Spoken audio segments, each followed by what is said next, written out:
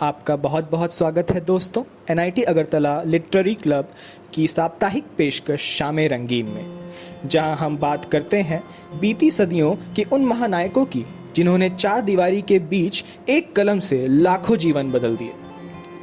आज की हमारी पेशकश समर्पित है भारतवर्ष के एकमात्र साहित्य नोबेल पुरस्कार विजेता श्री रविंद्रनाथ टैगोर जी को। श्री रविंद्रनाथ टैगोर जी का जन्म 7 मई 1861 को कलकत्ता के जोरसाको भवन में हुआ था। उन्हें बाल्यकाल से ही कविताएं और कहानियां लिखने में रुचि थी।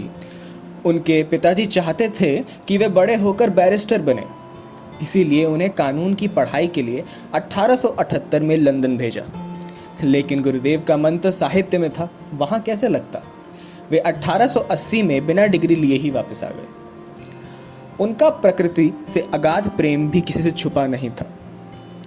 गुरुदेव की सबसे लोकप्रिय रचना गीतांजलि रही, जिसके लिए 1913 में उन्हें नोबेल पुरस्कार प्रदान किया गया। गीतांजलि लोगों को इतनी पसंद आई कि विश्व के सभी प्रमुख भाषाओं में इसका अनुवाद किया गया है। विश्व के एकमात्र साहित्यकार जिनकी 2 रचनाएं 2 देशों का राष्ट्रगान बनी, भारत का राष्ट्रगान जन गण मन तथा बांग्लादेश का राष्ट्रगान अमार सोनार बांग्ला, उन्हीं की रचनाएं हैं। टैगोर ने 1919 में जलियांवाला कांड नरसंहार की घोर निंदा की और इसके विरोध में उन्होंने नाइटहुड की उपाधि भी लौटा दी। जी हाँ दोस्तों, उन्हें सन 1915 में ब्रिटिश प्रशासन की ओर से नाइटहुड की उपाधि दी गई थी। उस दौरान जिस शख्स के पास नाइटहुड की उपाधि होती थी, उसके नाम के आगे सर लग जाता था। तो 1919 के पहले रहे सर रविंद्रनाथ टैगोर बन गए रविंद्रनाथ टैगोर। पर कहते हैं ना, प्रसन्न रहना बहुत सरल है, लेकिन सरल होना बहुत कठिन।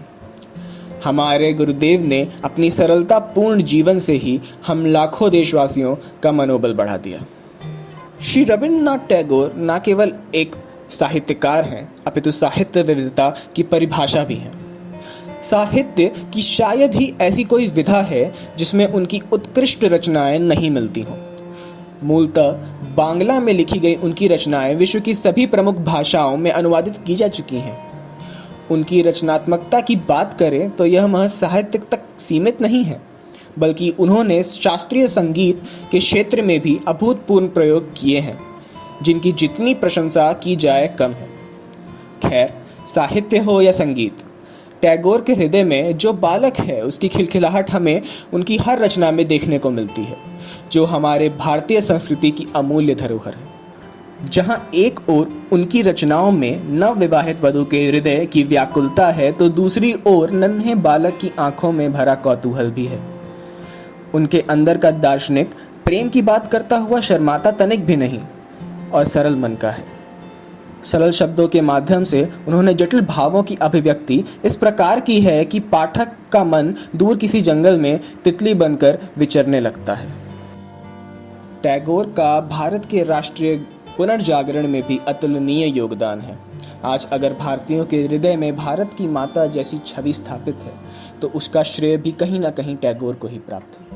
उनका अविस्मरणीय योगदान हमारे देश को राष्ट्रगान के रूप में मिला है, जिसे सुनकर हर देशवासी के अंदर देशभक्ति की भावना और प्रबल हो उठती है। वो कहते थे, मौत प्रकाश को खत्म करना नहीं, ये सिर्फ भोर होने पर दीपक बुझाना है। 7 अगस्त 1941 की भोर ऐसी ही कुछ थी जब कलकत्ता में इस बहुमुखी साहित्यकार का निधन हो गया। भले वो चोखेर बाली में दर्शाई एक विधवा की मनोस्थिति हो या काबुलीवाला में समझाई पिता का स्नेह, गुरुदेव की अमर रचनाएं आज भी हमारे मन में जीवन आदर्श की तरह जीवित हैं और सदैव ही रहेंगी। आशा करता हूं आपको हमारी ये पेशकश पसंद आई है दोस्तों। अगले सप्ताह हम फिर मिलेंगे शाम रंगीन की एक नई पेशकश के साथ। तब तक के लिए नमस्कार।